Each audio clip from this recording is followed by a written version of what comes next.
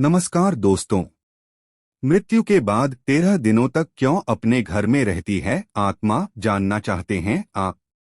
जिस तरह जीवन एक सत्य है, ठीक प्रत्येक व्यक्ति को ये भी भली भांति पता है कि मृत्यु भी एक ऐसा सत्य है जिसे कोई जितना मर्जी झुठला दे, परंतु इसे बदला नहीं जा सकता। कहने का अर्थ है कि जिसने इस पृथ्वी पर जन्म लिया है उसे एक न एक दिन अपने प्राणों की आहुति देनी पड़ती है। इस बारे में हम में से बहुत से लोगों ने कई बार अपने बड़े बुजुर्गों से कहते सुना होगा कि मृत्यु के बाद मनुष्य शरीर की आत्मा 13 दिनों तक अपने घर में रहती है। मगर ऐसा क्यों? इस बारे में क्या किसी ने सोचा है? अगर नहीं तो चलिए आज आपको इससे संबंधित जानकारी बताते हैं और जानते हैं कि आखिर क्यों मृतक शरीर की आत्मा 13 दिनों तक अपने घर में भटकती रहती। साथ ही साथ ये भी बताएंगे कि 13 दिनों तक मृतक के नाम का पिंडदान क्यों किया जाता है। बता दें कि गरुड़ पुराण में इस बारे में विस्तार से बताया गया है। गरुड़ पुराण में बताया गया है कि जब किसी व्यक्ति की मृत्यु होती है तो यमराज के यमदूत उसे अपने साथ यमलोक ले जाते हैं। यहाँ उसके अच्छे और बुरे कर्मों का हिसाब होता है और फिर 24 घंटे के अंदर यमदूत उस प्राणी की आत्मा को वापस घर छोड़ जाते हैं। यमदूत के द्वारा आत्मा को वापस छोड़ जाने के बाद मृतक की आत्मा अपने परिजनों के बीच भटकती रहती है और अपने परिजनों को पुकारती रहती है, लेकिन उसकी आवाज को कोई नहीं सुन पाता। यह देखकर मृत व्यक्ति की आत्मा बेचैन हो जाती है और जोर जोर से चिल्लाने लगती है।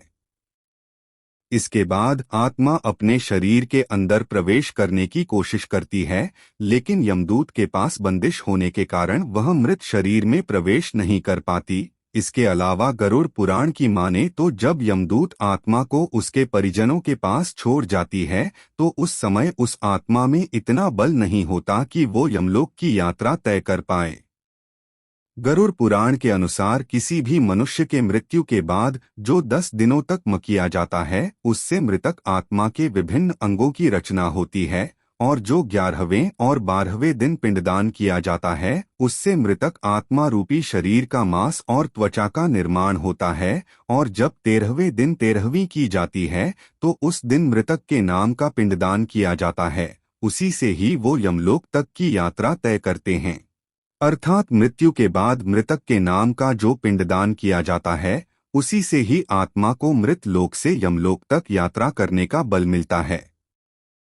इसलिए ही गरुड़ पुराण में बताया गया है जब किसी मनुष्य की मृत्यु हो जाती है तो उसकी आत्मा 13 दिनों तक अपने परिजनों के पास घर में भटकती रहती है और उसके बाद आत्मा मृत लोक से यमलोक की ओर निकल पड़ती है, जिसे पूरा करने के लिए उसे 12 महीने यानी कि 1 साल का वक्त लगता है। इतना ही नहीं, मान्यता के अनुसार 13 दिनों तक मृतक के नाम का किया गया पिंडदान उसके 1 वर्ष के भोजन के समान होता है। पिंडदान न किया जाए तो क्या होगा?